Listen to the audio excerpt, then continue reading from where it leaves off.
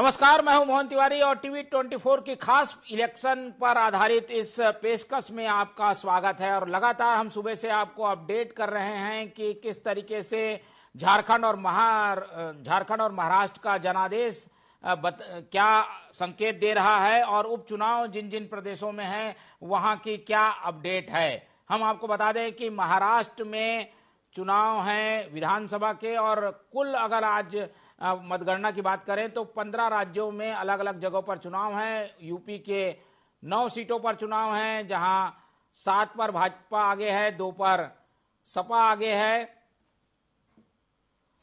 और महाराष्ट्र में भाजपा गठबंधन ने बहुमत का आंकड़ा पार कर लिया है।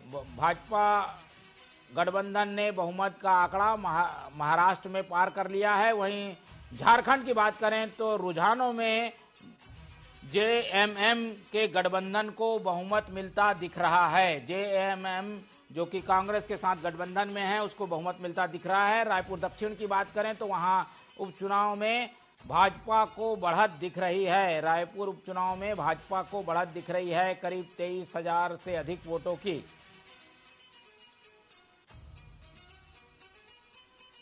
ओवरऑल की हम बात करें तो मध्य प्रदेश के विजयपुर सीट में 17 राउंड की काउंटिंग खत्म हो गई है और अभी भी वहां पर स्थिति बनी हुई है कि कांग्रेस को 5,000 वोटों की बढ़त है। और आपको पूरा अपडेट दे दें, जिसमें महाराष्ट्र में एनडीए गठबंधन बढ़त बनाए हुए है, वहीं झारखंड में जो है इंडिया गठबंधन को बढ़त मिली हुई है। अगर उपचुनाव की बात करें तो उत्तर प्रदेश में सबसे ज्यादा 9 सीटों पर उपचुनाव था, जहां पर भाजपा को बढ़त है। मध्य प्रदेश में 2 सीटों पर चुनाव था, जहां एक का बंटवारा दिखाई दे रहा है। छत्तीसगढ़ में 1 सीट पर उपचुनाव था, वहां पर भी भाजपा बढ़त बनाए हुए हैं। केदारनाथ सीट उत्तराखंड में, वहां पर भी जो है भाजपा ने बढ़त बनाते हुए निर्णायक बढ़त हासिल कर ली है। तो इस तरीके की स्थितियां बनी हुई है। महाराष्ट्र में भाजपा गठबंधन सरकार बनाने के काफी करीब है। चलिए सबसे पहले हम महाराष्ट्र की क्या स्थिति है वो आपको बताते हैं, और महाराष्ट्र में क्या कुछ कहा नेताओं ने। 3 विन के जरिए हम समझने की कोशिश करते हैं किस तरीके का जश्न वहां रहा और जीत की स्थिति के बाद क्या कुछ कह रहे हैं नेतागण।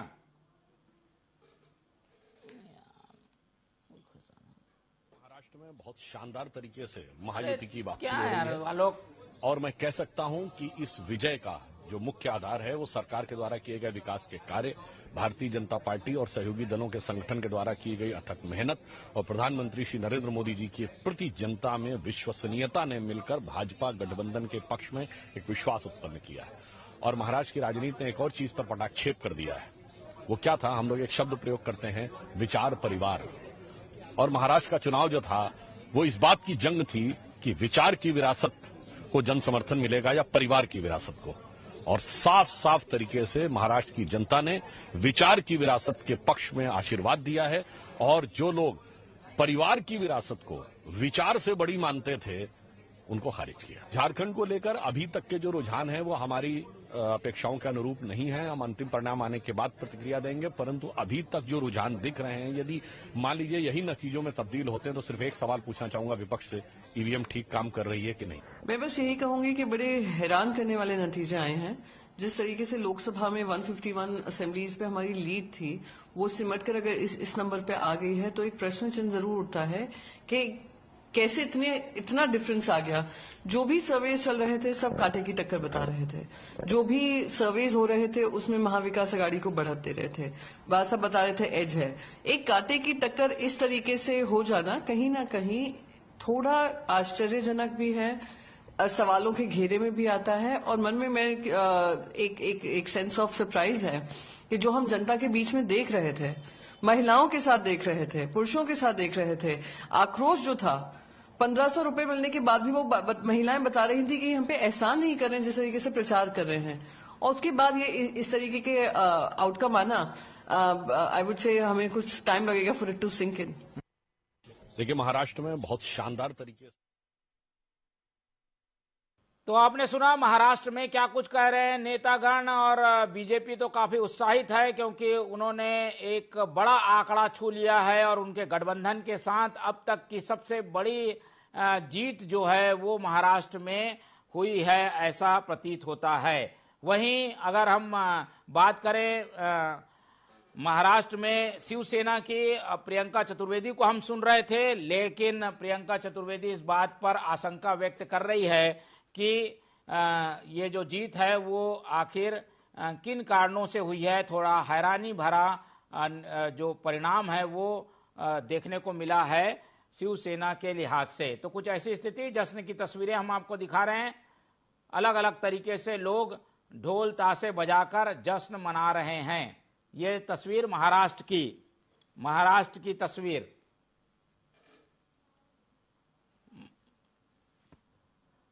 अब इसी तरीके की तस्वीर आपको छत्तीसगढ़ से भी दिखाएंगे, छत्तीसगढ़ से भी तस्वीर दिखाएंगे। हाँ, चलिए ये महाराष्ट्र में किस तरीके से जश्न मना रहे हैं कार्यकर्ता। भाजपा और एनसीपी के साथ एकनाथ शिंदे की शिवसेना के कार्यकर्ता एक साथ जश्न मनाते दिखाई दे रहे हैं। अब चलते हैं छत्तीसगढ़ की ओर। छत्तीसगढ़ में कैसा जश्न मनाया जा रहा है वो भी आपको दृश्य दिखाते हैं।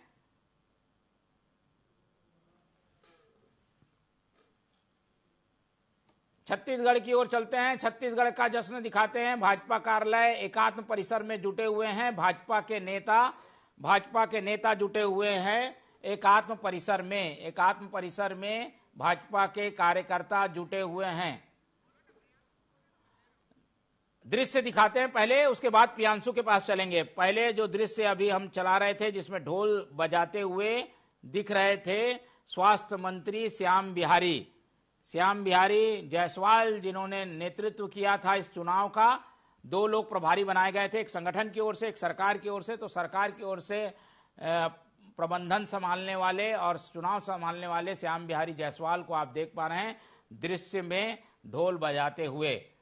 तो ये कुछ ऐसी दृश्य की तस्वीरें आ रही है। मध्य प्रदेश में थोड़ा इंतजार करना होगा क्योंकि जश्न मनाने से दोनों ही पार्टियां अभी बच रही हैं। मध्य प्रदेश में कैसा जश्न मनाया जाए। बाकी उत्तराखंड की तस्वीरें आप देख पा रहे हैं, उत्तराखंड में जश्न मनाया जा रहा है।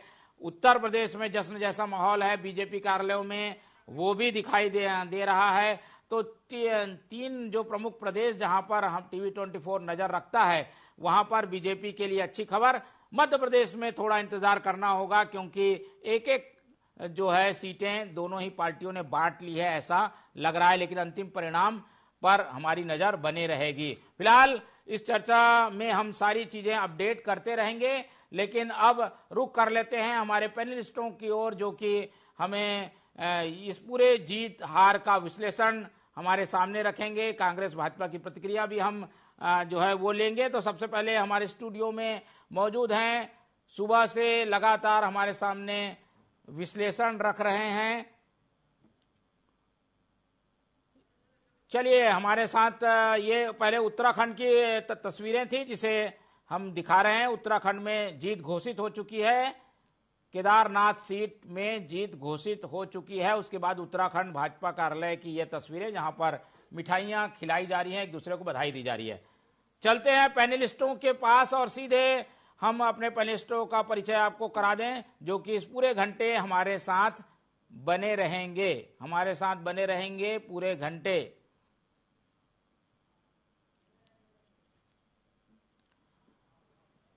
चलिए तो सबसे पहले हम परिचय करा दें। हमारे साथ सुबह से बने हुए हैं हमारे राजनीतिक विश्लेषक मुरारी मिश्रा जी, बहुत स्वागत है आपका। हमारे साथ मौजूद हैं भाजपा का पक्ष रखने के लिए रितेश मोहरे जी, बहुत स्वागत है आपका। और बीजेपी कार्यालय में क्या स्थिति बनी है, कैसा जश्न मनाया जा रहा है, ये बताएंगे हमको प्रियांशु जो कि हम भाजपा कार्यालय से जुड़े हुए हैं। इसके अलावा कांग्रेस के प्रतिनिधि भी हमारे साथ बने रहेंगे। दृश्य आपको दिखा रहे हैं, वोटिंग अभी भी जारी है। महाराष्ट्र झारखंड में स्थितियां काफी हद तक साफ हो चुकी हैं। उपचुनाव जहां जहां है उसमें उत्तर प्रदेश में एक निर्णायक बढ़त की ओर ज्यादातर प्रत्याशी बढ़ चुके हैं। छत्तीसगढ़ की बात करें तो रायपुर दक्षिण में भी निर्णायक बढ़त मिल चुकी है। अब अगर मध्य प्रदेश की बात करें तो बुधनी में बीजेपी को बढ़त है और विजयपुर में जो है वो कांग्रेस को बढ़त जैसी स्थितियां हैं। फिलहाल हम बताएंगे, हम कांग्रेस के जो पैनलिस्ट हमारे साथ जुड़ेंगे उनसे भी आपको जोड़ने की कोशिश करेंगे। फिलहाल उनकी फोटो लगा दीजिए ताकि पता चल सके कि कांग्रेस के प्रतिनिधि भी हमारे साथ जुड़ रहे हैं। चलिए एक एक करके प्रतिक्रियाएं लेते हैं। पूरे देश भर की स्थिति एक तरीके से साफ हो गई है। मुरारी जी क्या कहेंगे? एक ओवरऑल क्या आपकी टिप्पणी है पूरे प्रदर्शन पर? देखिए मोहन जी, महाराष्ट्र का जो रिजल्ट है वो बिल्कुल सबके लिए अप्रत्याशित है कि इतनी लीड 224 सीट के आसपास रुझान बताया जा रहा है और एक प्रकार से महाविकास आघाड़ी का सुपड़ा साफ हो गया। अब इसमें जैसे आपसे सुबेरे से हमारी चर्चा हो रही है, इसमें निश्चित रूप से जिस प्रकार से भाजपा ने और शिवसेना ने, शिवसेना ने और अजित दादा पवार वाली एनसीपी ने रणनीति बनाया, फूक फूक के कदम रखा और बड़ी रणनीति के तहत कई सीटों पे जो फ्रेंडली फाइट किए, इससे भी कई सीटों पे उनको करीब 32 सीटों पे उनको फायदा मिला। लाड़की बहन योजना और भी जो योजनाएं थे, उसके अलावा मेरे को जो लगता है कि जिस प्रकार से उलेमा काउंसिल मुसलमानों ने जो एक मांग पत्र पेश किया कि अगर महाविकास आघाड़ी की सरकार आएगी या हम उसको वोट देते हैं तो जो जेलों में बंद आतंकवादी है उनको छोड़ा जाएगा। ये बहुत बड़ा जनता को स्ट्राइक किया। ऐसा मेरे को लगता है कि जनता के मन में भय पैदा हो गया कि अगर कांग्रेस, शरद पवार, एनसीपी और उद्धव ठाकरे की शिवसेना अगर सत्ता में आएगी तो ये हिंदुओं पे अत्याचार करेगी और आतंकवादियों को जेलों से छोड़ेगी और पुलिस भर्ती और अन्य सरकारी भर्तियों में जैसे उनका डिमांड था कि वो मुसलमानों को प्राथमिकता देंगे, आरक्षण देंगे। ये भी बातें मेरे को लगता है कि महाराष्ट्र में अपना असर जिस प्रकार से रुझान है उसमें असर दिखाई है।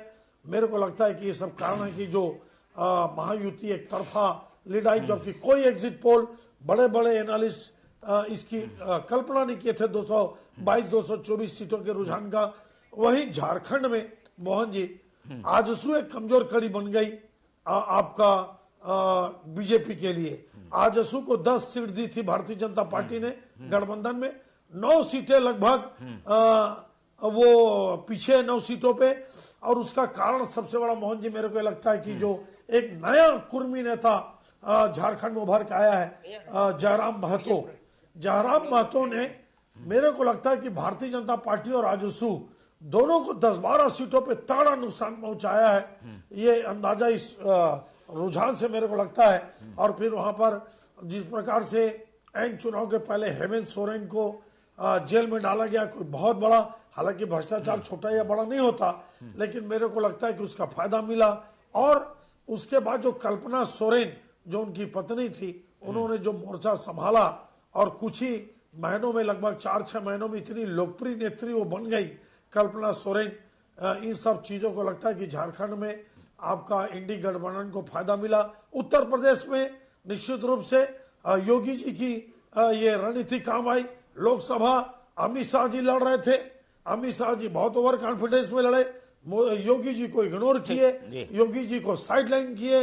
और यहां तक जहां तक हम सबको पता है, पूरा इस सब मीडिया में चला है कि योगी जी के सलाह से एक सीट नहीं बांटे, उसका प्रभाव जनता में देखने को मिला और लोग इस पे आक्रोशित हुए। अब ये जो चुनाव है 9 सीटों पे, उसमें मेरे को लगता है कि 7-8 सीटों पे योगी जी, भारतीय जनता पार्टी को बढ़त है। जनता योगी जी को सीएम के रूप में देखना चाहती है।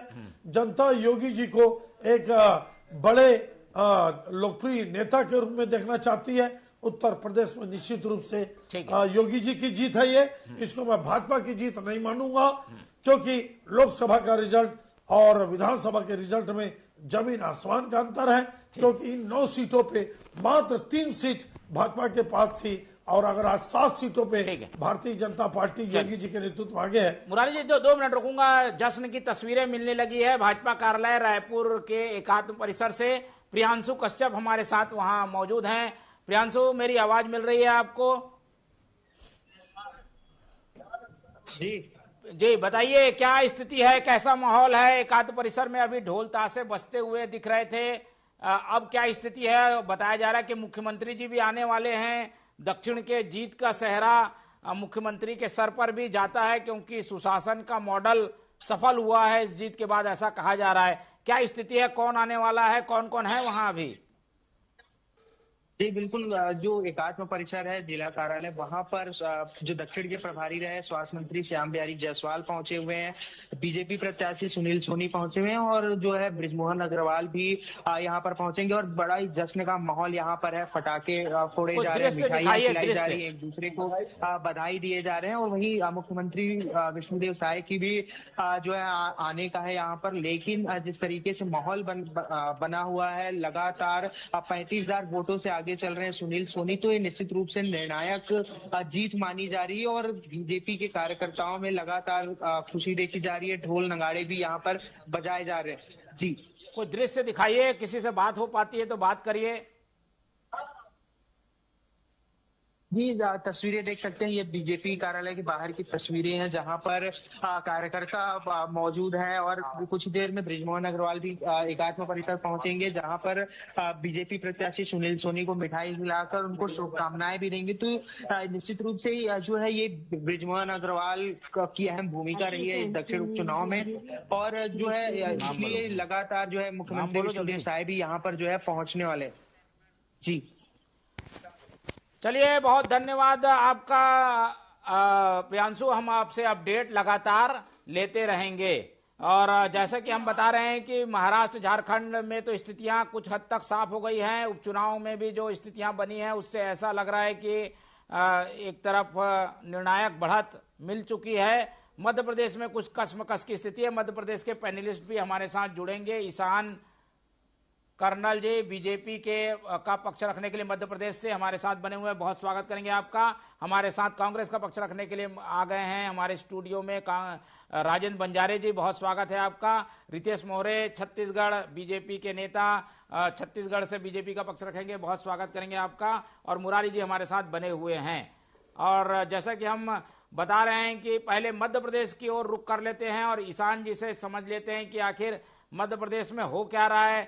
50-50 का फार्मूला दिखाई दे रहा है, जनता शायद ये सब दोनों को संतुष्ट करना चाहती है। ईशान जी,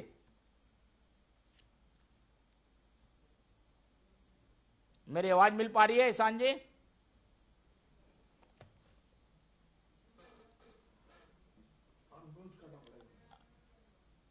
ये पहले चलिए ईशान जी अनम्यूट कर लीजिए आप। आवाज आ रही है आपको?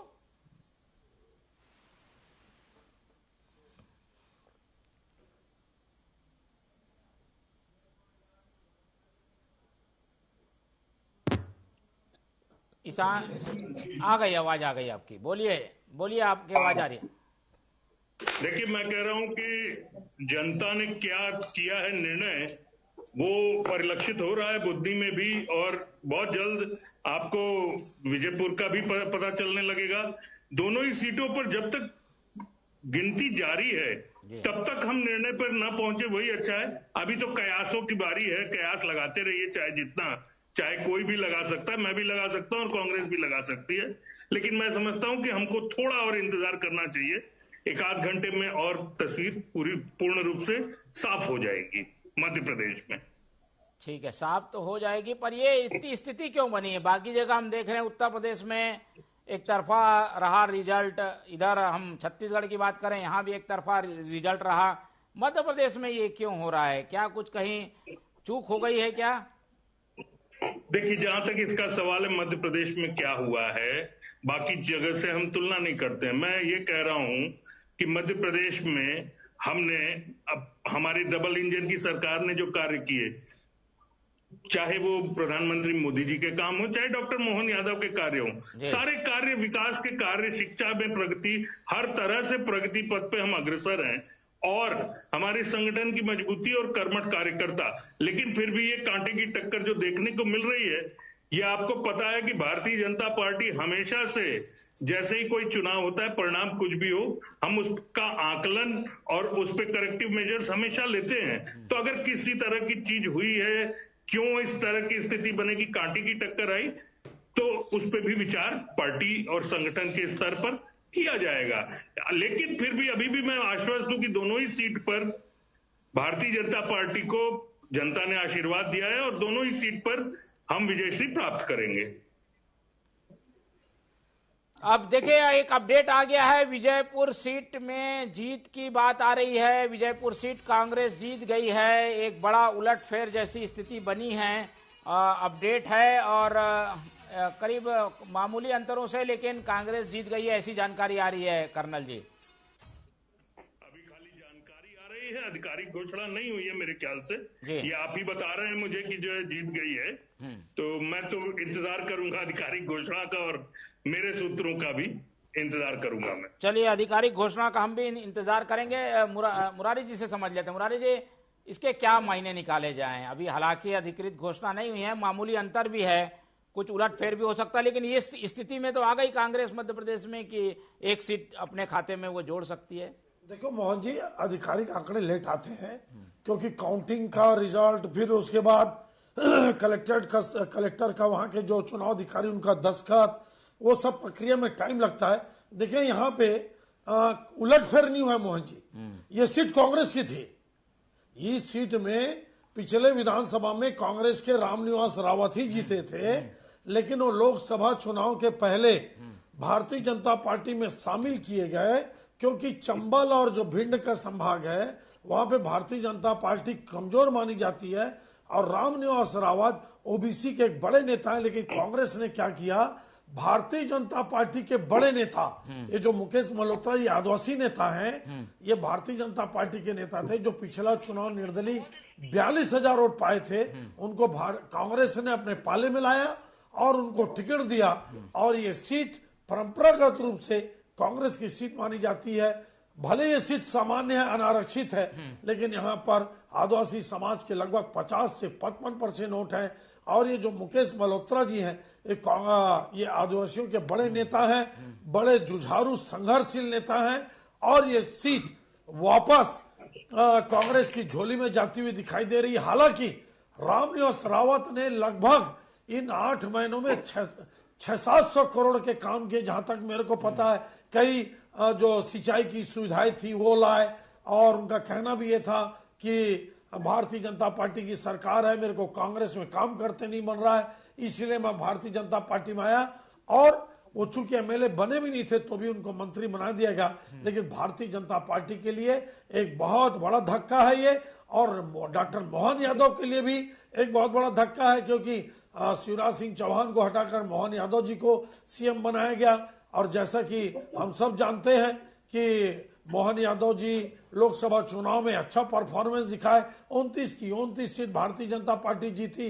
लेकिन मेरे को लगता है कि रामनिवास रावत जी का कांग्रेस से छोड़कर भाजपा में चुनाव लड़ना वहां की जनता पसंद नहीं करी, और उनको ये लगा कि हम कांग्रेस के लोग हैं, हम कांग्रेस के साथ जाएंगे, इसलिए उन्होंने वापस, चूंकि पिछले चुनाव में भी कांग्रेस जीती थी, ये सीट कांग्रेस जीती, और बुधनी में राम भार्गव जी तो आगे है ही है।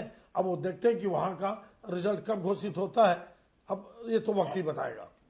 चलिए, कांग्रेस की भी प्रतिक्रिया मध्य प्रदेश से लेने की कोशिश करेंगे, वहां से भी वो जो पैनलिस्ट हैं कांग्रेस के वो जुड़ेंगे, पर शायद अभी संपर्क नहीं हो पाया है। तो छत्तीसगढ़ की बात कर लेते हैं। छत्तीसगढ़ में रायपुर दक्षिण की सीट काफी प्रतिष्ठापूर्ण सीट, और उसमें निर्णायक बढ़त की ओर बढ़ चुके हैं भाजपा के सुनील सोनी। कांग्रेस के लिए सेटबैक है, काफी उम्मीद के साथ युवा चेहरे को कांग्रेस ने मैदान में उतारा था। आकाश शर्मा जो कि युवा कांग्रेस के भी अध्यक्ष हैं, इसलिए काफी उम्मीदें थी। दीपक बैज के लिए भी चुनाव अहम था, क्योंकि लोकसभा चुनाव के बाद इसमें उनके लिए और जीत की संभावनाएं बनी थी। चलते हैं बंजारे जी के पास। राजेंद्र बंजारे जी, ये चुनाव में हार जैसी स्थिति बन गई है, क्या देखते हैं, क्यों हारे हैं आप लोग? कुछ आकलन आप लोग करेंगे इसके बाद? देखिए तिवारी जी, ये सीट भारतीय जनता पार्टी की परंपरागत सीट रही है। लगातार बृजमोहन अग्रवाल जीते थे और हमने कोशिश किया था कि भारतीय जनता पार्टी के जो निष्क्रिय चेहरा दिया था जनता के बीच पहुंचाने की बहुत कोशिश किए थे। कार्यकर्ता कहीं न कहीं चूक हुई होगी और जिस प्रकार से बाहुबल धन बल का इस्तेमाल इस दक्षिण विधानसभा में सरकार के तरफ से, छत्तीसगढ़ की भाजपा सरकार की तरफ से किया गया, वो सभी जानते हैं और इसकी समीक्षा हम करेंगे, हमारी पार्टी समीक्षा करेगी। अभी जनता का जनादेश हमें स्वीकार है। आगे क्या रणनीति अपनाते हैं, क्या फीडबैक मिलता है कार्यकर्ताओं का, इनकी जानकारी लेकर ये आगे कुछ कहा जा सकता है। तो ये तो मान रहे हैं कि यहाँ पर आकलन आप लोगों का गलत साबित हुआ है। देखिए, मैं पहले बताया था जी, हमें खोने के लिए कुछ नहीं है। हम कोशिश किए थे। ईवीएम की गड़बड़ी जैसी स्थिति तो नहीं। देखिए, ईवीएम की गड़बड़ी जो पिछले बार हम कांकेर लोकसभा में जो हमने जो है दावा किया कि जांच किया जाए, मशीनें बदली गई, उसकी भी जांच किया, आज तक चुनाव आयोग ने उसका निर्णय नहीं ले पाया है। तो आगे हम देखते हैं कि हमारे कार्यकर्ता जो बूथ में बैठे थे, जो मतगणना में बैठे थे, उनकी क्या फीडबैक आती है, क्या कोई गड़बड़ी हुई है। अगर गड़बड़ी हुई है तो फिर हम मांग करेंगे कि इसकी जांच की जाए। और क्या गड़बड़ी 35,000 का अंतर हो गया है? नहीं, देखिए गड़बड़ी क्या हुई है ये तो मतगणना स्थल पर जो कार्यकर्ता बैठे हैं वो बताएंगे। जैसे हम बताए ना कांकेर में जिस प्रकार से गड़बड़ी हुई, हमने रिकाउंटिंग की मांग की, हमारी रिकाउंटिंग स्वीकार नहीं किए, पैसा भी जमा कर दिए, आज तक उसका निर्णय नहीं हो पाया चुनाव। ग्रामीण में कई सारे ईवीएम मशीन के शिकायत किए, उसका भी आज तक निराकरण नहीं कर पाए। कई सारे जो विधानसभा में शिकायत किए, उसका निराकरण नहीं कर पाए। तो ये चीज अब जब कार्यकर्ता आएंगे मतगणना स्थल से, वो कहीं बताएंगे कि कुछ गड़बड़ी हुई है, तो हम उसके बारे में आगे बात करेंगे। ठीक है, चलिए रितेश जी, आप लोगों को बधाई। रायपुर दक्षिण जैसी स्थिति में एक बार फिर से जीत हुई है और पूरे देश में जो माहौल बना है, केवल झारखंड को थोड़ा सा सेटबैक माने तो बाकी जगह तो बीजेपी के लिए बल्ले बल्ले ही है। क्या कहेंगे? जी, निश्चित रूप से सबसे पहले TV24 के सभी दर्शकों को मेरा नमस्कार है और रायपुर दक्षिण के सभी जितने भी मतदाता है उनको मैं बधाई देना चाहता हूँ। भारतीय जनता पार्टी के प्रत्येक कार्यकर्ता जो चुनाव की घोषणा के बाद से लगातार प्रत्येक बूथ में मैदानी इलाकों में डटे हुए थे और माननीय बृजमोहन अग्रवाल जी और पूरी भारतीय जनता पार्टी की जितनी भी टीम थी, युवा चेहरा नाम को लेकर के आकाश शर्मा जी को उतारा गया। लेकिन मुझे लगता है कि इस चुनाव में माननीय बृजमोहन अग्रवाल जी और भारतीय जनता पार्टी और विष्णु का सुशासन काम आया और कार्यकर्ताओं की मेहनत से आज हम 35,000 की लीड में हैं। इसका अर्थ है कि पूरी छत्तीसगढ़ की जनता भारतीय जनता पार्टी के सरकार की पूरी कार्यों की सराहना कर रही है। महतारी वंदन की योजना की जीत हुई है, किसान की योजनाओं की जीत हुई है, युवाओं की जीत हुई है, सुनील सोनी की जीत हुई है। इसलिए भारतीय जनता पार्टी का कार्यकर्ता आने वाले समय में भी इसी प्रकार से मैदानी इलाकों में जुटे रहेगा। चलिए, तो ये तो रही छत्तीसगढ़ की बात। एक बार ओवरऑल व्यू भी ले लेते हैं। कर्नल साहब हमारे साथ बने हुए हैं। कर्नल साहब, अगर मध्य प्रदेश छत्तीसगढ़ ये उपचुनाव को छोड़ भी दें, ओवरऑल अगर हम देखें तो किस तरीके की स्थितियां बीजेपी के फेवर में रही है कि बीजेपी को समर्थन मिल रहा है? लोकसभा में थोड़ा सा जो आशा के अनुकूल परिणाम नहीं आया था, लेकिन बाकी उसके बाद से जितने चुनाव हो रहे हैं उसमें भाजपा की झोली भर भर के वोट मिल रहे हैं भाजपा को। देखिए मोहन जी, जिस तरह से कांग्रेस ने भ्रम पैदा किया, भ्रम फैलाया पूरे देश भर में और लोकसभा में जनता थोड़ा सा कंफ्यूज हुई, जो कि कांग्रेस की मंशा थी कि कंफ्यूजन क्रिएट करो, फूट डालो, शासन करो। लेकिन अभी क्या स्थिति बनी, कांट की हांडी बार बार नहीं चढ़ती है, इसलिए कांग्रेस की हांडी नहीं चढ़ पाई। समाजवादी पार्टी ने जिस तरह से फूट डालने की कोशिश की, जातियों में बांटा। आप उत्तर प्रदेश में देख लीजिए, 9 सीटों पर चुनाव हुआ, 6 सीटें भारतीय जनता पार्टी जीत रही है और 3 सीट पे समाजवादी पार्टी है। अभी आप बात कर लीजिए चाहे झारखंड की, झारखंड में Bharatiya Janata party single largest party के रूप में आई है और महाराष्ट्र में कांग्रेस को अब नामलेवा नहीं बचेगा। जो स्थिति उनकी मध्य प्रदेश में हो रखी है कई दिनों से, वो स्थिति उनकी महाराष्ट्र में भी हो रही है। तो अभी कांग्रेस जो कि एक ये फॉल्स नैरेटिव चला रखा था उसने पूरे देश में कि किसी भी तरह से हर तरह से विरोध करना और नकारात्मक राजनीति जो कांग्रेस कर रही थी, उसका जनता ने एक मुंह तोड़ जवाब दिया है। एक राष्ट्रीय परिप्रेक्ष्य में अगर हम बात करते हैं, चाहे महाराष्ट्र ले लीजिए, चाहे झारखंड ले लीजिए, चाहे राजस्थान ले लीजिए, चाहे छत्तीसगढ़ ले लीजिए, चाहे झारखंड ले लीजिए, हर जगह, चाहे उत्तर प्रदेश ले लीजिए, हर जगह जो इन्होंने लोकसभा चुनाव के टाइम जिस तरह से फॉल्स नैरेटिव बनाया था, नकारात्मक राजनीति की थी, उसका मुंहतोड़ जवाब जनता ने अपना आशीर्वाद भारतीय जनता पार्टी और नरेंद्र मोदी जी की सरकार और उनके सुशासन को दिया है। बिल्कुल। चलिए, अब मध्य प्रदेश से कांग्रेस की प्रतिक्रिया के लिए हमारे साथ जुड़ रही हैं पायल जी, जो कि बताएंगे कि आखिर मध्य प्रदेश में कांग्रेस के लिए कितना फेवरेबल माहौल क्यों रहा। पायल जी, बहुत स्वागत है आपका। चलिए, मैं मानती हूँ महाराष्ट्र में हमारे नतीजे हमारे विपरीत गए हैं, ठीक है, मगर हम इस पे डिस्कस करेंगे कि हमारे लो पॉइंट्स कहाँ थे और हम कहाँ काम करना चाहिए। रही बात ये जो कह रहे हैं नकारात्मक हम लोग विचार फैला रहे हैं, ये तो हमारा कभी रोल ही नहीं रहा नकारात्मक विचार फैलाने का। हम हमेशा पॉजिटिव आइडियाज को लेके चलते हैं।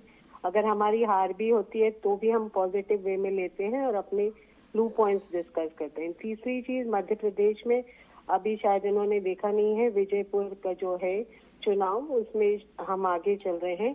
ऑफिशियली अभी आ जाएगा कि हमने जीत हासिल कर ली, ठीक है। तो धीरे धीरे कहीं ना कहीं हम जो डिफरेंस बहुत लार्ज अमाउंट में थे मध्य प्रदेश में भी जो है, सब मेहनत कर रहे हैं अपनी तरफ से और पॉजिटिव ही आएगा कुछ ना कुछ। जी चलिए, पॉजिटिव तो आएगा, लेकिन देश भर में जो स्थिति बनी है इसको कैसे देखती हैं? क्या कांग्रेस जो लोकसभा में उभर कर सामने आई थी, जो कि दहाड़ती हुई दिखाई देती थी, अब वो दहाड़ कम हो गई है, कारण क्या लगता है? आखिर क्या किया बीजेपी ने कुछ महीनों में? देखिए, दहाड़ कम नहीं हुई है। मैंने फिर से कहा कि हम जो इनका रिजल्ट इनके फेवर में आ रहा है, कहीं ना कहीं कुछ तो गड़बड़ है। फिर भी हम अपने ड्रॉबैक्स भी खोजेंगे, डिस्कस करेंगे कि where we are lacking, okay. तो हम इस पे काम करेंगे, ना कि हमारी वो फिलॉसफी नहीं रही कि हम दूसरे की बुराई करें। हम अपने लू पॉइंट्स भी देखेंगे और उस पे काम करें। मध्य प्रदेश में ये गेन जो हो रहा है इसको कैसे देखते हैं आप? क्या कारण है? ये क्या स्थानीय फैक्टर रहा, जातिगत कुछ फैक्टर रहा, इसलिए कांग्रेस को फायदा हो गया, या वहां पर कुछ अलग समीकरणों से, रणनीति से आप लोगों ने चुनाव लड़ा, इस कारण जीते हैं? नहीं, जातीय फैक्टर वाली बात पे नहीं कर रही हूँ मैं। लोगों ने रियलाइज किया वहाँ पे कि नहीं, चेंज चाहिए, तो वो चेंज कर। ठीक है, चलिए, वहाँ कुछ स्थानीय फैक्टर भी काम किए हैं। मुरारी जी से ज्यादा अच्छे से हम समझने की कोशिश करते हैं। मुरारी मिश्रा जी हमारे राजनीतिक विश्लेषक हमारे साथ बने हुए हैं। मुरारी जी, मध्य प्रदेश की स्थिति पर हम चर्चा कर रहे हैं। पायल जी भी अभी जैसा कि बता रही थी कि भाई वहाँ जनता चेंज चाहती थी इसलिए बदल दिया। आपको क्या लगता है, क्या कारण हो सकता है वहाँ? नहीं, पायल जी कहाँ की सीट को जनता, मतलब विजयपुर को। हाँ, देखिए, ऐसा है कि मैं अभी थोड़ी देर पहले ही मैं बोला कि विजयपुर, भिंड, चंबल संभाग की कांग्रेस की बहुत स्ट्रांग सीट है और पिछले विधानसभा चुनाव में भी वहां पर कांग्रेस ही जीती थी। रामनिवास रावत जी ही 6वीं 7वीं बार एमएलए बने थे। वापस ये सीट कांग्रेस के पास गई, तो ये कोई बहुत बड़ा उलटफेर नहीं है। कांग्रेस कोई बीजेपी से सीट छीनी नहीं है, लेकिन कांग्रेस को मध्य प्रदेश में ये आकलन करना चाहिए कि कांग्रेस लोकसभा में 29 की 29 सीट क्यों हार गई और विधानसभा में 2/3 बहुमत से भारतीय जनता पार्टी कैसे जीत गई। क्यों ज्योतिरादित्य सिंधिया जैसे नेता, जनाधार वाले नेता छोड़कर चल दिए? क्यों सुरेश पचौरी जैसे नेता कांग्रेस को छोड़कर भाजपा में चल दिए? क्यों इंदौर के अपना विष्णु बड़े जी, स्वर्गीय विष्णु बड़े के शुक्ला, जो 2 बार के एमएलए थे शुक्ला जी, वो कांग्रेस को छोड़कर चल दिए? कांग्रेस को इसका आकलन करना चाहिए कि आज मध्य प्रदेश में कांग्रेस के पास नेता नहीं है, नेता विहीन हो गई मध्य प्रदेश में कांग्रेस। कभी शुक्ल बंधु के दम पर राजनीति करने वाले मध्य प्रदेश के कांग्रेस के नेता, जब छत्तीसगढ़ राज्य अलग बना तब इनको चाहिए था कि जब ये कमलनाथ को मुख्यमंत्री बनाए, तब ज्योतिरादित्य सिंधिया जी के दम पर ये चुनाव लड़े। ज्योतिरादित्य सिंधिया जी को सीएम ना बनाकर कमलनाथ को बनाए, चलो वहां तक तो ठीक था। फिर राज्यसभा में ज्योतिरादित्य सिंधिया जी को ना भेजकर दिग्विजय सिंह को राज्यसभा में भेजने का जो उनका फैसला था, जिससे सरकार गिरी। और मोहन जी, इसके पहले जो आपके मध्य प्रदेश के चैनल हेड थे, वो कुछ बोले थे कि दल बदलू को जनता ने सबक सिखा दिया, ऐसा नहीं है मोहन जी। 24 लोगों ने इस्तीफा दिया था, उसमें से 22 लोग वापस जीते थे भारतीय जनता पार्टी में आके, ज्योतिरादित्य सिंधिया से आकर, वो भी 3 महीने के अंदर। मैं यही बोलूंगा मध्य प्रदेश की राजनीति में मोहन जी कि जब जब छत्तीसगढ़ और मध्य प्रदेश एक था तो छत्तीसगढ़ को शुक्ल बंधु जिता के ले जाते थे कांग्रेस के पक्ष में, और मध्य प्रदेश में भी जितना कांग्रेस का आधार था वो शुक्ल बंधुओं के कारण था। और जब छत्तीसगढ़ 2000 में अलग हो गया तो कांग्रेस वहां पर अपने नेता नहीं बना पाई, नेता नए पैदा नहीं कर पाई, और जो अच्छे नेता थे उनका कद्र कांग्रेस नहीं कर पाई। इसलिए आज आप वो देखिए मध्य प्रदेश चाहे लोकसभा का बात हो, भले विजयपुर तो कांग्रेस की सीट थी, कांग्रेस फिर जीत गई, कोई बात नहीं है। अब ये तो भाजपा आकलन करेगी, कांग्रेस के आकलन करने का प्रश्न ही नहीं उठता। भाई भाजपा आकलन करेगी कि भारतीय जनता पार्टी की कहां कमी हो गई कि जब उनकी इतनी थंपिंग मेजॉरिटी में उनकी सरकार है, मोहन यादव जी अच्छा काम कर रहे हैं और इतने बड़े बड़े नेता हैं, और फिर रामनिवास रावत जी ओबीसी के इतने बड़े नेता, चंबल भिंड के इतने बड़े नेता, और फिर ज्योतिरादित्य सिंधिया जी का इतना प्रभाव इस एरिया में, फिर ये सीट कांग्रेस से भाजपा क्यों नहीं छीन पाई? ये तो आकलन भारतीय जनता पार्टी को करना है, कांग्रेस को आकलन करने की जरूरत नहीं है, क्योंकि दोनों एक एक सीट को अपना रिटेन किए। बुधनी मेरे ख्याल से भाजपा जीतने वाली है, और आपका विजयपुर। लेकिन इतना अंत में मोहन जी मैं जरूर बोलूंगा कि कांग्रेस पार्टी मशीनों पे दोष ना दे, कांग्रेस पार्टी दुनिया भर की किंतु परंतु उल्टा सीधा पे मत जाए, इसको जनता बिल्कुल स्वीकार नहीं करती। बड़ी नम्रता से, जैसे मेरे पप्पू भाई ने भी नम्रता से बोला कि हम इस हार को रायपुर दक्षिण को स्वीकार करते हैं, कहां गलती हुई उसका आकलन करेंगे नम्रता से। झारखंड में बीजेपी हारी, कोई वोटिंग मशीन गलत नहीं। लोकसभा में भाजपा की सीटें कम हुई, कोई वोटिंग मशीन खराब नहीं। कांग्रेस को यह आकलन करना चाहिए कि वो गलती कहां पे करते हैं, कहां से गलती हो जाती है, जनता का दिल जीतने में वो नाकामयाब क्यों हो जाते हैं। क्या हिंदुओं के खिलाफ उनका एक बहुत बड़ा नैरेटिव सेट करना, हिंदुओं के खिलाफ वातावरण बनाना, जैसे अभी मैं आपको बोला उलेमा काउंसिल की हिम्मत देखिए मोहन भाई, कांग्रेस के प्रवक्ता को जहां बैठे पप्पू भाई, उनको यहां पे बोलना चाहिए। उलेमा काउंसिल ने बोला महाराष्ट्र में कि हम आतंकवादियों को जेल से छुड़वाएंगे, कितना भयंकर डिमांड था, और उस पर कांग्रेस के राहुल गांधी जी एक शब्द नहीं बोले। ये सब जनता देखती है। वहां पे महाराष्ट्र में और मध्य प्रदेश जैसे राज्यों में कोई कांग्रेस की कार्यकर्ता की हार रही है। जिस प्रकार से तुष्टीकरण की राजनीति और जिस प्रकार से जमाते इस्लामी या उलेमा काउंसिल, अब बताइए इनकी हिम्मत देखिए, आतंकवादियों को आपको जेल से छोड़ना पड़ेगा, ठीक है, ये इनकी मांग थी, और कांग्रेस के कोई नेता इसका विरोध नहीं किया। ये सब जनता मायने रखती है, और इसका असर छत्तीसगढ़ में भी होता है, इसका असर महाराष्ट्र में भी होता है, और इसका असर मध्य प्रदेश में होता है, इसका असर देश में होता है। कांग्रेस को आकलन करना चाहिए मोहन भाई। चलिए, तो इस सारे विश्लेषण के लिए अभी दिन भर पड़ा हुआ है, लेकिन जो स्थितियां बन रही हैं उसके हिसाब से जहां जहां पर जीत निर्णायक हो चुकी है वहां पर क्या माहौल है, एक एक करके बाइट आपको सुना देते हैं। सबसे पहले उत्तराखंड में, जहां पर केदारनाथ की जो क्षेत्र है वहां की सीट भाजपा जीत चुकी है, क्या कह रहे हैं धामी, सुनते हैं। मैं सर्वप्रथम बाबा केदार को प्रणाम करता हूं, और बाबा केदार को प्रणाम करते हुए केदारनाथ विधानसभा की देवतुल्य जनता को, भारतीय जनता पार्टी की प्रत्याशी आशा नौटियाल जी को विजयी बनाने के लिए बहुत धन्यवाद करता हूं, दिल से आभार व्यक्त करता हूं।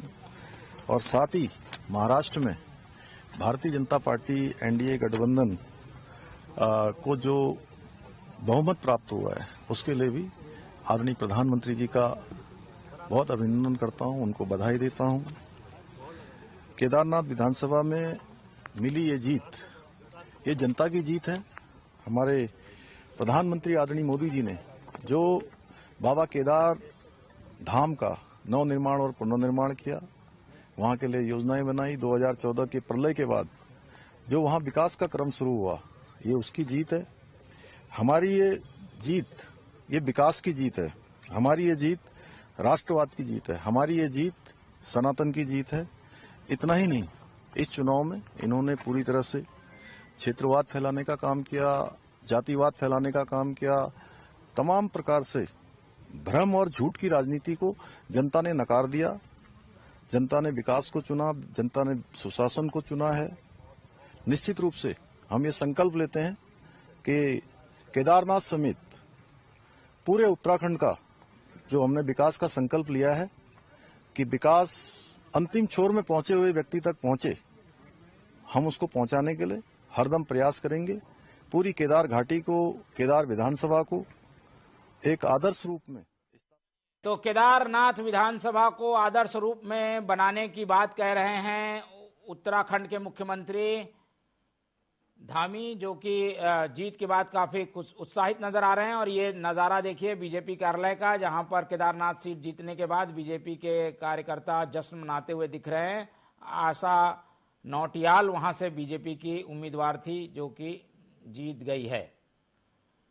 तो ये रही उत्तराखंड की बात। अब चलते हैं महाराष्ट्र। और महाराष्ट्र में बड़ा गेम चेंजर हुआ है और महाराष्ट्र की जीत के बाद बीजेपी काफी उत्साहित होगी, क्योंकि उसे भी सबसे बड़ा आंकड़ा अब तक का मिला है और उनके गठबंधन ने भी सारे रिकॉर्ड तोड़ते हुए एक बड़ा आंकड़ा छू लिया है। जो जानकारियां हमें मिल रही है उसके मुताबिक करीब 200 के आसपास टिक रही है बीजेपी गठबंधन, जो कि MVA कहलाती है, महायुति के नाम से। महायुति को वहां पर बहुमत मिलता दिख रहा है। और इस पूरे गठबंधन को एक तरीके से नेतृत्व कर रहे थे देवेंद्र फडणवीस। वो क्या कुछ कह रहे हैं, आइए आपको सुनाते हैं।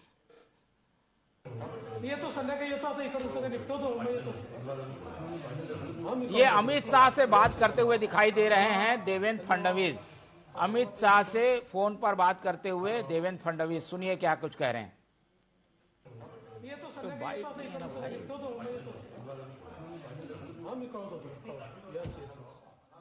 पता चले क्या कुछ कह रहे हैं।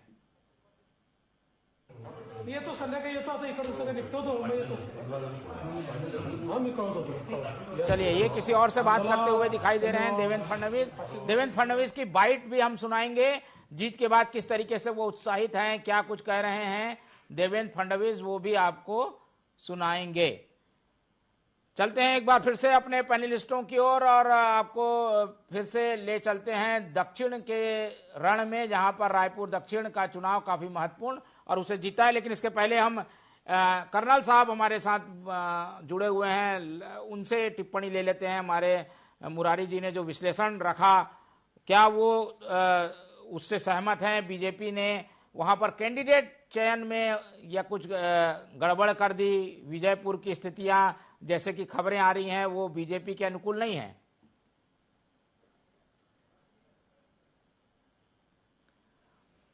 चलिए ईशान किशन जी से जुड़ने की कोशिश करेंगे। जब तक बीजेपी के प्रवक्ता जुड़ते हैं, मध्य प्रदेश में कांग्रेस के प्रवक्ता से जुड़ने की कोशिश करते हैं। मध्य प्रदेश में क्योंकि परिणाम अनुकूल नहीं आया है, दोनों सीट बीजेपी को जीतना था, लेकिन एक सीट पर हार हुई है, एक पर जीत हुई है।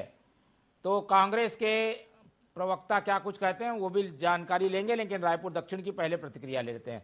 रितेश जी, ये जीत कितना बूस्टर का काम करेगी? बीजेपी के कार्यकर्ता थोड़ा हतोत्साहित थे लोकसभा चुनाव परिणाम के बाद देश भर में, लेकिन अब ये जीत महाराष्ट्र में भी हुई है, उपचुनाव में भी हुई है, उसे कैसे देखते हैं बीजेपी के लोग?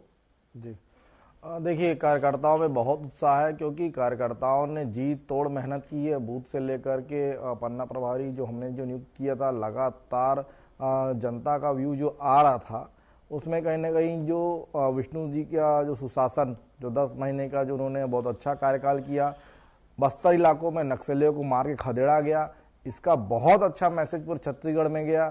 खासकर दक्षिण की जनता जो लगातार माननीय बृजमोहन अग्रवाल जी और सांसद है, वो जनता से जुड़े रहे, क्योंकि चूंकि मैं खुद इस चुनाव में उनके साथ में एक क्षेत्र का प्रभारी रहा, और कनेक्टिविटी क्या होती है कार्यकर्ताओं से और जनता के साथ, ये मैंने देखा कि माननीय सुनील सोनी जी के ऊपर जो निष्क्रियता का आरोप कांग्रेस पार्टी ने लगाया, परंतु युवाओं के बीच, महिलाओं के बीच, बस्तियों में या मुस्लिम समाज के बीच में भी माननीय सुनील सोनी जी सदर बाजार से पहले पार्षद रहे, महापौर चुने गए और लोकसभा चुने गए, तो वो एक सरल व्यक्तित्व के धनी है, जिसका फायदा जो है कांग्रेस ने उठाने का प्रयास किया, उनको निष्क्रियता साबित करने का उन्होंने आरोप लगाया।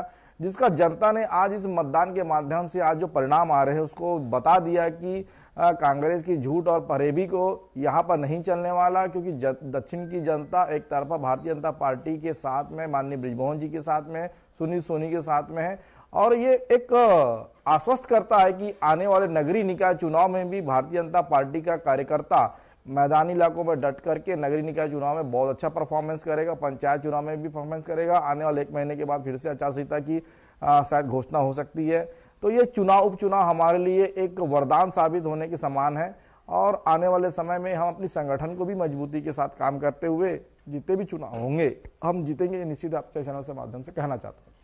चलिए, तो बीजेपी के लिए तो काफी अच्छी है खबर है, और अच्छी खबर के बाद हर पार्टी का कार्यकर्ता उत्साहित होता है, तो वो उत्साह दिखाई देता है रितेश मौर्य जी के इन बयानों में। और वो एक तरीके से ये भी बताने से नहीं चूक रहे हैं कि भाई देखो, आप लोग 6-7 महीने से लगातार कानून व्यवस्था, अव्यवस्था और भ्रष्टाचार जैसे मुद्दे उठा रहे हैं, लेकिन इन मुद्दों को जनता ने जवाब दे दिया है। बंजारे जी, ये परिणाम क्या बताता है? सरकार तो अब कहेगी कि भाई देखो, आप क्या मुद्दे उठा रहे थे, हमको तो सर्टिफिकेट मिल गया। देखिए तिवारी जी, मुद्दे तो बहुत थे। जिस प्रकार से दक्षिण विधानसभा में देखा जाए तो गैंगरेप हुआ था बस अड्डे पे, जो राजधानी का प्रमुख बस अड्डा है, छत्तीसगढ़ का प्रमुख बस अंतर्राज्यीय बस अड्डा है।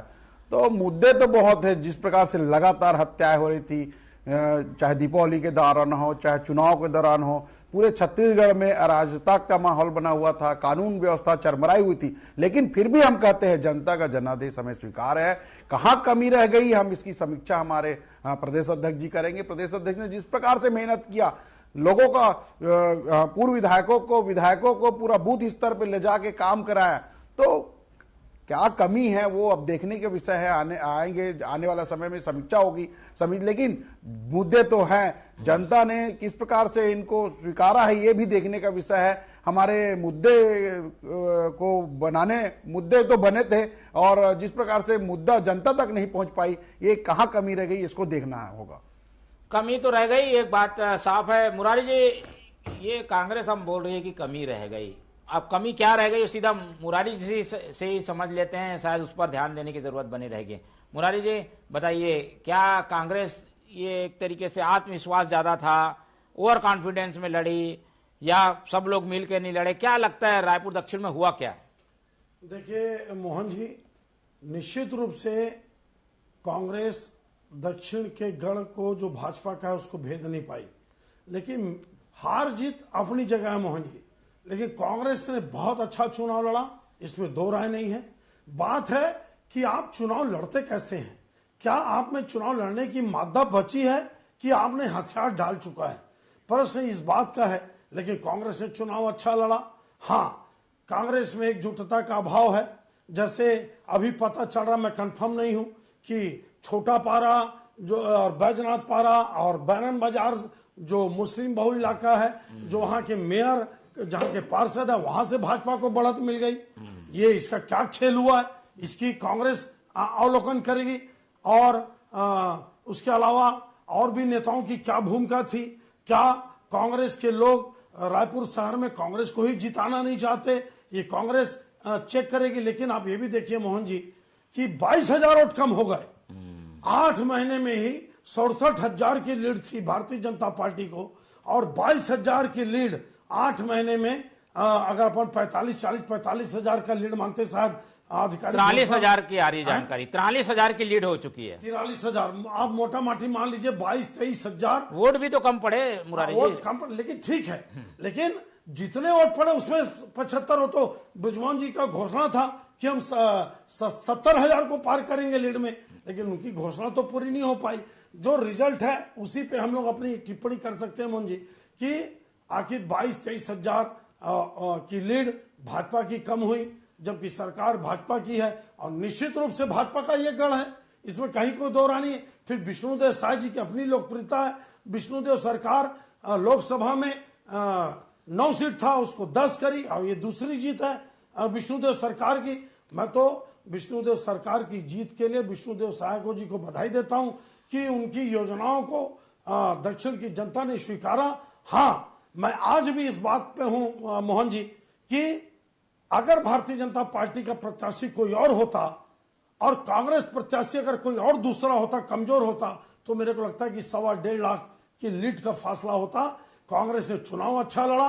अब ये कांग्रेस आकलन करेगी कि वो कहां पे फंसी। जैसे 10-15 हजार का आकलन कांग्रेस के नेता बताते थे कि 10,000 के आसपास इसका फासला आएगा, लेकिन मेरे को लगता है कि जबरदस्त कांग्रेस के अंदर भीतरघात हुआ, सेटिंग हुई, सरकार यहां पर अपना फायदा उठाई, सरकार के का फायदा भाजपा के नेताओं ने उठाया होगा, ऐसा लगता है। अभी तो बाद में पढ़ते खुलेंगी, लेकिन मुसलमानों का वोट ना डालना, मुस्लिम इलाकों से भी भाजपा को लीड मिलना और कांग्रेस के कद्दावर कई नेताओं का फील्ड में दिखाई न देना, इन सब बातों से यह लगता है कि कांग्रेस को अवलोकन करने की जरूरत है। इसके अलावा भी कांग्रेस को अच्छे नेतृत्व को आगे बढ़ाना पड़ेगा कि उनके नेतृत्व में और कहां कमी है।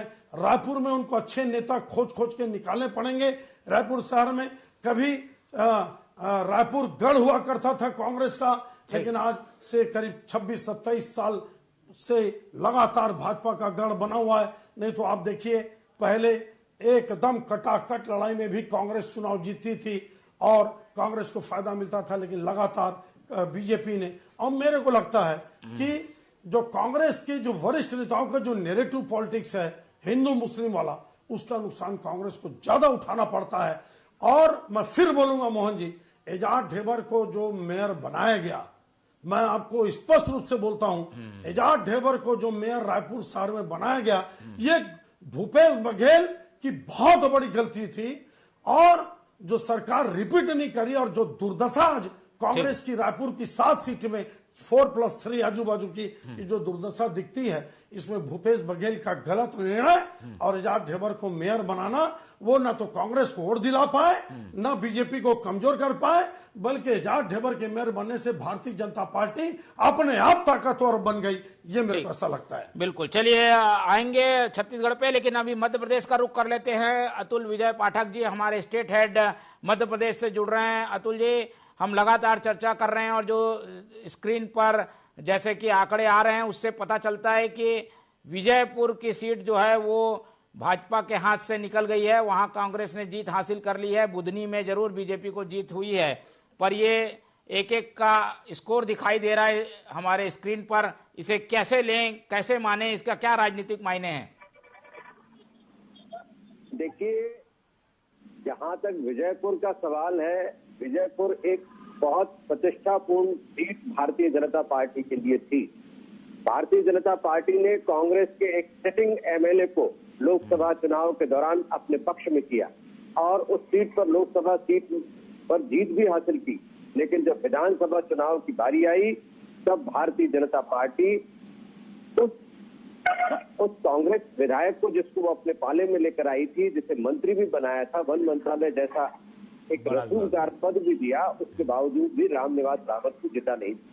इसमें न सिर्फ भारतीय जनता पार्टी की कमजोरी सामने आती है, बल्कि रामनिवास रावत का कद भी यहाँ पर कम हुआ है, क्योंकि रामनिवास रावत को एक कद्दावर नेता माना जाता था, अपनी जाति का एक दबंग नेता माना जाता था। क्षेत्र में कांग्रेस का लगातार वो किला फतह करते रहे, 1-2 बार हारे भी, लेकिन उनका कद कम नहीं हुआ। तो यहाँ पर ये देखने वाली बात है कि भारतीय जनता पार्टी को यदि कांग्रेस के उम्मीदवार ने हराया है, वो भी बाई इलेक्शन में, और भारतीय जनता पार्टी के सिर्फ उम्मीदवार को नहीं, एक सिटिंग मिनिस्टर को हराया है, सिटिंग मिनिस्टर जिसको इस्तीफा देना पड़ेगा। ये कांग्रेस के लिए जीत, एक बड़ी जीत मानी जाएगी कि कांग्रेस के कार्यकर्ताओं ने हार के हताशा से उबर कर एकजुट होकर काम किया और बीजेपी के सिटिंग एमएलए, बीजेपी के मंत्री को मंत्री रहते हुए, सरकार में रहते हुए हरा दिया। तो ये बड़ी असफलता भारतीय जनता पार्टी के खाते में जाती है और बड़ी सफलता कांग्रेस के खाते में जाती है। लेकिन यदि हम बुधनी की बात करें तो बुधनी में अभी फाइनल नतीजा आने का इंतजार है, लेकिन जो अभी तक के समीकरण और जो आंकड़े बता रहे हैं कि भारतीय जनता पार्टी का उम्मीदवार जीत रहा है, लेकिन ये जीत भी बहुत मायने नहीं रखती भारतीय जनता पार्टी के लिए। जहां पर 1,50,000 की लीड आसान होती थी भारतीय जनता पार्टी के लिए, वहां कुल 6-7 हजार मतों से शायद भार्गव जी जीतेंगे तो ये भारतीय जनता पार्टी के लिए चिंतन का विषय होगा, क्योंकि शिवराज सिंह चौहान का गढ़ है। शिवराज सिंह चौहान के उत्तराधिकारी के रूप में पिछले बार के सांसद रमाकांत भार्गव भारतीय जनता पार्टी से उम्मीदवार थे। इसके बावजूद भी पूरी सरकार, संगठन और खुद शिवराज सिंह चौहान का परिवार वहां पर जुटा रहा, लेकिन इसके बाद भी कोई अच्छी लीड नहीं ली। कई बार वो पिछड़े भी, और जीत भी यदि उनको हासिल हो रही है तो वो जीत बहुत कम मार्जिन से है। तो यहाँ भी बीजेपी के लिए अलार्मिंग है। कांग्रेस के लिए खुशी की बात यह है कि 40-50 हजार से जहाँ कद्दावर नेता भी हार जाया करते थे, वहाँ कांग्रेस की हार बहुत कम वोटों से होने जा रही है। कांग्रेस ने यहाँ भी अच्छा प्रदर्शन किया। बिल्कुल। पायल जी हमारे साथ जुड़ी हुई हैं, कांग्रेस प्रवक्ता, उनसे जान लेते हैं और बधाई भी उनको देते हैं, क्योंकि मध्य प्रदेश में एक तरीके से अकाल सा पड़ गया था। विधानसभा चुनाव में सुपड़ा साहब, फिर लोकसभा में सुपड़ा साहब, अब ये उम्मीद की किरण दिखी है। आप लोग बुधनी जरूर हार गए, लेकिन वहां भी कम अंतर है, और विजयपुर तो आप लोग जीत ही गए हैं। ये दोनों चीजें आप लोगों को बूस्टर की तरह काम आएंगी, कांग्रेस कार्यकर्ता उत्साहित होगा। पायल जी धन्यवाद इसके लिए, बधाई के लिए। हाँ, ये सच है कि हमें थोड़ी सी सक्सेस मिली है, और हमारे कार्यकर्ताओं, हमारे नेताओं ने बहुत मेहनत की इस जगह, और जिस मार्जिन से हम हारे हैं वो मार्जिन भी कम है। तो कहीं ना कहीं हमें मोटिवेशन देगा, और जहां हमने सीटें खोई हैं हम उस पर अवलोकन करेंगे कि हमारे ड्रॉबैक्स कहाँ थे, हम उस पर काम करेंगे। चलिए, धन्यवाद पायल जी हमारे साथ जुड़ने के लिए। और जैसा कि अतुल जी ने बताया कि कांग्रेस के लिए ये काफी महत्वपूर्ण है, ये दोनों सीटें, एक में कम अंतर से हार और दूसरे में जीत। मुरारी जी से समझ लेते हैं। मुरारी जी, ये क्या रहा कि इधर का कैंडिडेट उधर लड़ा, उधर का कैंडिडेट इधर लड़ा, इस वजह से ये सब हुआ? इसको किसी सरकार से, कामकाज से, किसी फैक्टर से नहीं जोड़ना चाहिए? कैंडिडेट की अदला बदली थी, इस कारण ये हुआ है। नहीं मोहन जी, ये तथ्य अपनी जगह है, लेकिन जिस प्रकार से लोकसभा में 29 की 29 सीट भारतीय जनता पार्टी जीती, थंपिंग मेजॉरिटी में भारतीय जनता पार्टी की सरकार चल रही है। भारतीय जनता पार्टी मध्य प्रदेश में बहुत उसकी जड़ें मजबूत हैं।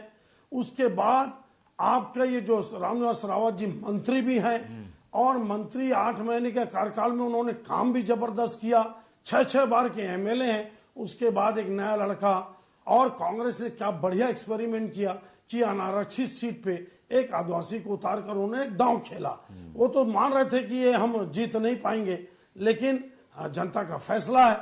लेकिन विजयपुर का कांग्रेस का जीतना एक अपनी जगह है, लेकिन बुधनी में अगर 6-7 हजार से भाजपा जीत रही मोहन भाई, तो एक प्रकार से नैतिक बहुत बड़ी हार है ये भारतीय जनता पार्टी की। और मैं आपको फिर बोलूंगा कि बुधनी की जनता शिवराज सिंह चौहान को मुख्यमंत्री पद से हटाने के फैसले से नाराज होकर ये लगता है मेरे को कि कांग्रेस के पक्ष में गई। हालांकि कांग्रेस के जो प्रत्याशी राजकुमार पटेल जी वो हार के लगभग करीब हैं, लेकिन 6-7 हजार वोट से पिछला चुनाव 1 लाख वोटों से ज्यादा से भारतीय जनता पार्टी जीती थी, और 8 महीने में आप 6-7 हजार से जीत रहे हैं, और 2 बाई इलेक्शन में 1 सीट आप हार रहे हैं। मेरे को लगता है कि भारतीय जनता पार्टी के लिए बहुत बड़ा सेटबैक है। खासकर डॉक्टर मोहन यादव सीएम के लिए ये निश्चित रूप से अलार्मिंग घड़ी है। ये उनके लिए चिंता का विषय है कि दोनों विधानसभा में, नहीं कहा जा रही है स्थानीय फैक्टर था, जो भी था ये परिणाम आया वो स्थानीय फैक्टर पर केंद्रित रह गया। देखिए, स्थानीय फैक्टर को आप अपने पक्ष में लेने का आपको पूरा प्रयास करना चाहिए। जैसे कि छत्तीसगढ़ के रायपुर दक्षिण में सुनील सोनी जी को माना जाता था कि कार्यकर्ता जनता उनके खिलाफ हैं, लेकिन कुछ भी हो, ठीक है 22-23 हजार की लीड कम हुई, लेकिन 40-45 हजार से जीत तो रहे ना। मेरा कहने का मतलब यह है कि अगर आप 1.25 लाख वोट से बुधनी को जीते हुआ, तो कम से कम आप 50-60 हजार से जीतते, 70 हजार से आप जीतते, लेकिन 5-7 हजार से जीतना और एक विधानसभा का हार जाना, मोहन जी, चाहे समीकरण आपके कितनों विपरीत क्यों ना हो, इसका मतलब यह है कि दोनों सीटों पे डॉक्टर मोहन यादव मुख्यमंत्री का प्रभाव नहीं है। ये तो क्लियर हो गया ना। जितना प्रभाव होना चाहिए था उतना प्रभाव डॉक्टर मोहन यादव का नहीं है। ये एक चिंता का विषय है। और जिस ढंग से 29 की 29 सीट लोकसभा में जीती, लेकिन मैं फिर बोलता हूं उसमें मोदी जी का चेहरा था, लेकिन मैं आपको बता रहा हूं दोनों सीटों पे, चूंकि ये स्थानीय चुनाव थे, जैसे महाराष्ट्र में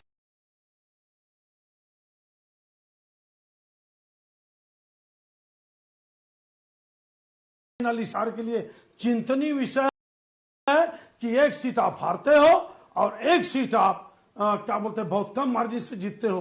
हालांकि छिंदवाड़ा जीते ना, कमलनाथ जैसे कद्दावर नेता को हराकर, उनके बेटे को हराकर छिंदवाड़ा भारतीय जनता पार्टी जीतती है, तो फिर आप विजयपुर क्यों नहीं जीते? आप लाख 1.5 लाख या 70-80 हजार से आप बुधनी क्यों नहीं जीते?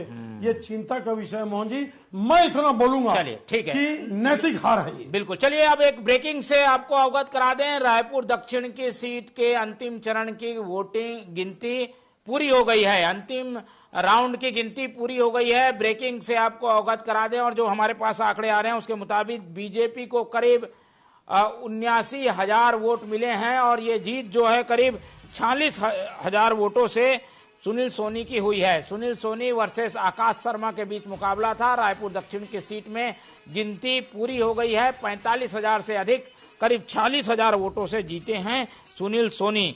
जो वोट मिले हैं उसके मुताबिक पिछली बार से करीब 1,000 वोट अधिक पाई है कांग्रेस, और बीजेपी को जो वोट मिला है करीब 90,000 के आसपास वोट बीजेपी को मिला है।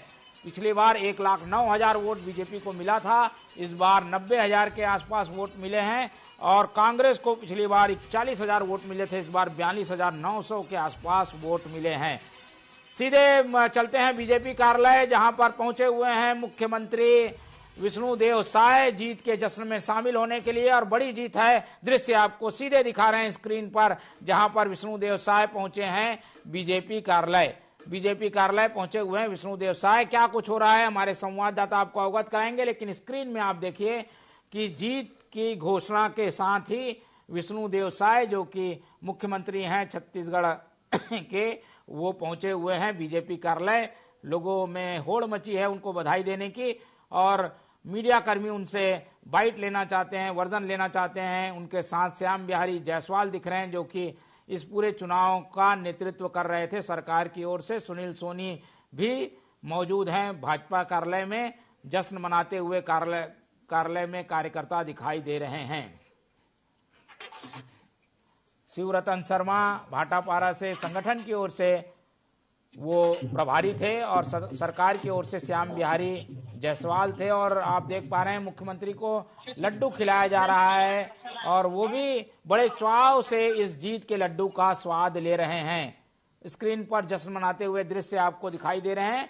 बीजेपी कार्यालय में कार्यकर्ता काफी खुश हैं। कहा जा रहा था कि काफी टफ मुकाबला होगा, लेकिन परिणाम जो आया तो एक तरफा लग रहा है। हालांकि वोटिंग कम हुई थी, उसके बावजूद जो है वो बड़ा जीत का अंतर हासिल किया है भाजपा ने। प्रियांशु हमारे साथ बने हुए हैं, प्रियांशु कश्यप। प्रियांशु, बात करने की कोशिश करिए और दृश्य भी दिखाइए, क्या कुछ हो रहा है भाजपा कार्यालय में? जी बिल्कुल, ये तस्वीरें देख सकते हैं जहां पर जश्न का माहौल है। बीजेपी के जो है कार्यकर्ता पहुंचे हुए हैं, और सीएम साय पहुंचे हुए हैं बधाई देने सुनील सोनी को, जो दक्षिण के विधायक चुने गए। यहाँ पर जो कार्यकर्ता हैं उनसे हम बातचीत करने की कोशिश करते हैं, क्या कुछ जो है जश्न का माहौल यहाँ पर बना हुआ है। कैसा देखते हैं बीजेपी की? देखिए, भारतीय जनता पार्टी ऐतिहासिक जीत है। विष्णुदेव सरकार की सुशासन पर जनता ने विश्वास किया, और 9वीं बार सुनील सोनी जी को विधानसभा का विधायक बनाकर चुना है। दक्षिण व्यापक जनता का हम दिल से आभार व्यक्त करते हैं, क्योंकि विष्णुदेव की सरकार ने जो कहा है वो किया है। हमारे वतन है, उनकी आवाज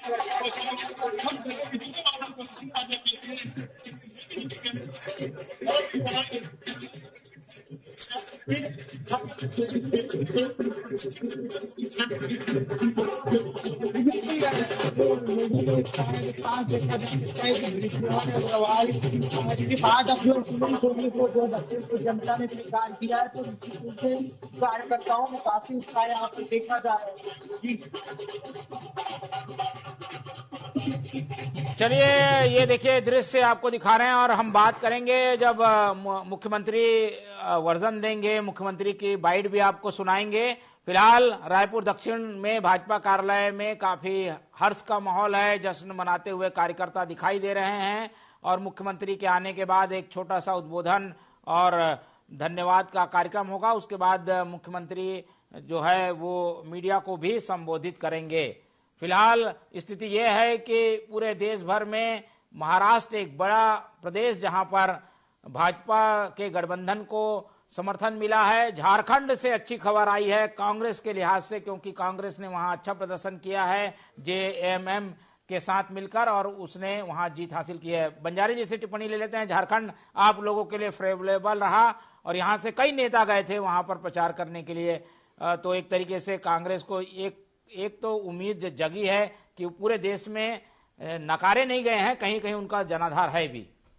देखिए तिवारी जी, हमारे कार्यकर्ता बूथ लेवल पे काम कर रहे हैं, पूरे राष्ट्रीय लेवल पे हमारे नेता जो है काम कर रहे हैं, तो निश्चित तौर से जो भाजपा कहती थी कि कांग्रेस का जो है खत्म करने की स्थिति में बोलने की बात कहती थी, लेकिन ये जनता ने नकार दिया है। झारखंड हम जीते हैं, हमारे नेताओं ने वहाँ अच्छा काम किया है, पिछली सरकार ने अच्छा काम किया है, वहाँ के मुख्यमंत्री ने अच्छा काम किया है, हमारा अलायंस वहाँ जीती है, तो निश्चित तौर से कांग्रेस के लिए एक बड़ा एक जो है जीत का ये हासिल हुआ है। तो कांग्रेस और अच्छा परफॉर्मेंस करेगी, पूरे देश में अच्छा परफॉर्मेंस करेगी, यही आशा करते हैं। और लेकिन जिस प्रकार से छत्तीसगढ़ में महतारी वंदन जैसे फीडबैक हमें कार्यकर्ताओं को मिला कि महतारी वंदन के नाम पे डराया जा रहा है, धमकाया जा रहा है कि आप अगर वोट नहीं करेंगे तो महतारी वंदन का पैसा आपके खाते में नहीं आएगा। धन बल बाहुबल का उपयोग करके जो है सत्ता ये दक्षिण का चुनाव जीती।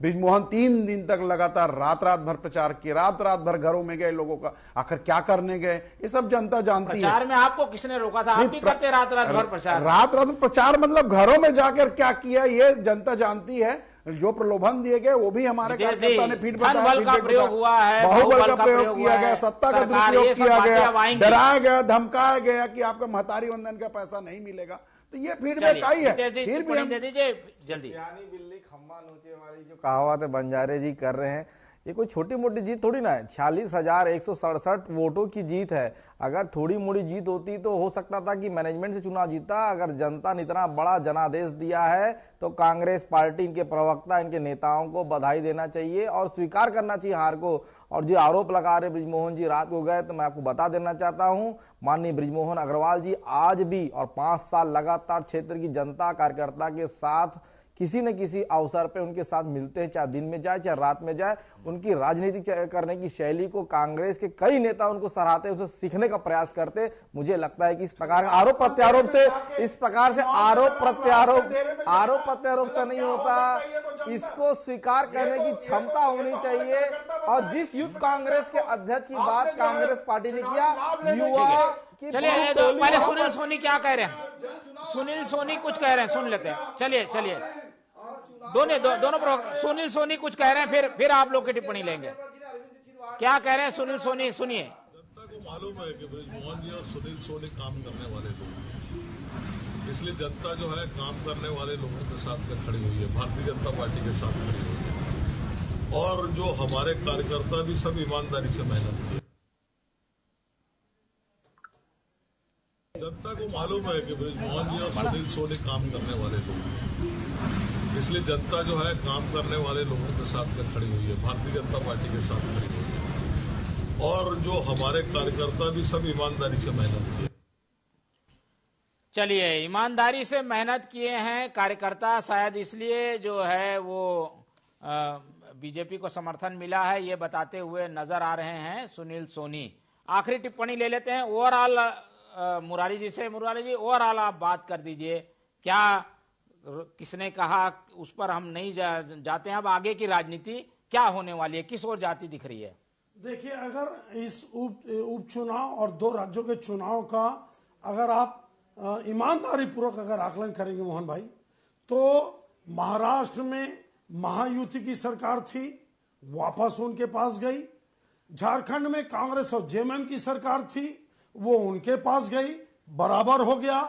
हाँ, महाराष्ट्र जो उत्तर प्रदेश के बाद सबसे बड़ा राज्य है लोकसभा के सीट के हिसाब से, वहां पर कांग्रेस का साफ हो जाना, वहां पर आपका शरद पवार जी के ऊपर अजीत दादा पवार का भारी पड़ना, और एक गरीब का बेटा शिंदे जी जो ऑटो चलाने वाला एक लड़का, आज बाला साहब ठाकरे की जो विचारधारा को लेकर झंडा उठाया और उद्धव ठाकरे जी जिस प्रकार से विचारधारा को तिलांजलि दी, सत्ता आता है सत्ता जाता है, कुर्सी आएगी कुर्सी जाएगी, लेकिन विचारधारा आज महाराष्ट्र की जनता ने मोहन भाई ये तय कर दिया कि बाला साहब ठाकरे का अगर असली उत्तराधिकारी है तो वो शिंदे साहब हैं। और निश्चित रूप से जिस प्रकार से मराठा वर्सेस ओबीसी की लड़ाई हुई, मराठा वर्सेस सवर्णों की लड़ाई हुई, उसका खामियाजा इस महाविकास अघाड़ी को देखना पड़ा। उसी तरह से झारखंड में जिस प्रकार से आजसू के ऊपर अमित शाह और बीजेपी का अति ज्यादा निर्भर होना और जयराम महतो जो नया कुर्मी नेता है उसको दरकिनार करना और ऐन चुनाव के समय हेमंत सोरेन जी को जेल भेजना और उसी समय एक शानदार पढ़ी लिखी लड़की, मैं तारीफ करते हुए नहीं थकूंगा मोहन भाई, राजनीति में अच्छी चीजों की तारीफ होनी चाहिए। कल्पना सोरेन एक आदिवासी लड़की फिजा बदल दी झारखंड के चुनाव में और शानदार, अगर झारखंड में जो जेएमएम की वापसी हुई है उसमें कल्पना सोरेन का योगदान हेमंत सोरेन से ज्यादा है, भले वो गांडे की अपनी सीट हार जाए। रही बात उत्तर प्रदेश की उपचुनाव की, अपनी सीट हार गई क्या वो? अपनी सीट पे पीछे थी, मेरे को रिजल्ट नहीं मालूम मोहन जी, क्योंकि मैं तो लगातार आपके साथ बैठा हूं, लेकिन गांडे सीट जो संथाल परगना की सीट है वहां से वो पीछे चल रही थी। अब वो मेरे को नहीं मालूम रिजल्ट में क्या हुआ, लेकिन उसके बाद भी जैसे धामी जी उत्तर प्रदेश में भाजपा को जीता है खुद हार गए, उसी तरह से कल्पना सोरेन आज अगर जेएमएम की सरकार मर रही उसमें कल्पना सोरेन को मैं ज्यादा क्रेडिट देता हूं अपने अनुमान से। अब आइए आप उत्तर प्रदेश में मैं फिर बोलूंगा, लोकसभा के बाद आपको मैं इसी टेबल पर आपके टीवी 24 पे बोला था कि योगी जैसा नेता स्पष्ट होना चाहिए आज नेता की विचारधारा। और जिस ढंग से भारतीय जनता पार्टी के कुछ केंद्रीय नेता योगी जी को किराने करने का जो प्रयास किए लोकसभा में और एक भी सीट उनके हिसाब से नहीं बांटे, वो सबसे बड़ा हार पिछड़ा होने का बीजेपी का कारण था। आज वहां पे योगी जी चुनाव लड़े हैं, वहां पे भारतीय जनता पार्टी चुनाव नहीं लड़ी मोहन जी, और ये योगी जी की जीत है। और हिंदुस्तान की राजनीति में आपके टीवी 24 के माध्यम से आपके सभी दर्शकों को मैं कहना चाहूंगा कि मोदी जी के बाद अगर भारतीय जनता पार्टी में इस देश में सबसे लोकप्रियता के शिखर पर अगर चढ़ने वाला कोई स्पष्ट और ईमानदार नेता है तो वह है योगी साहब। और बिना योगी जी के भारतीय जनता पार्टी की राजनीति अब आने वाले समय में अगर वो 6 सीट जीत रही जैसा आप दिखा रहे हैं तो आप मान के चलिए उसी प्रकार से अन्य जगह में भारतीय जनता पार्टी का सीट आगे बढ़ना। लेकिन मैं बोलना चाहूंगा आपके टीवी अंतिम मेरा कि राहुल गांधी जी को नकारात्मक राजनीति छोड़ देना चाहिए मोहन जी। विषय से हटकर एक बात बोलना चाहता हूं मैं, सिर्फ 2 लाइन अगर आप अनुमति दे तो। जल्दी जल्दी।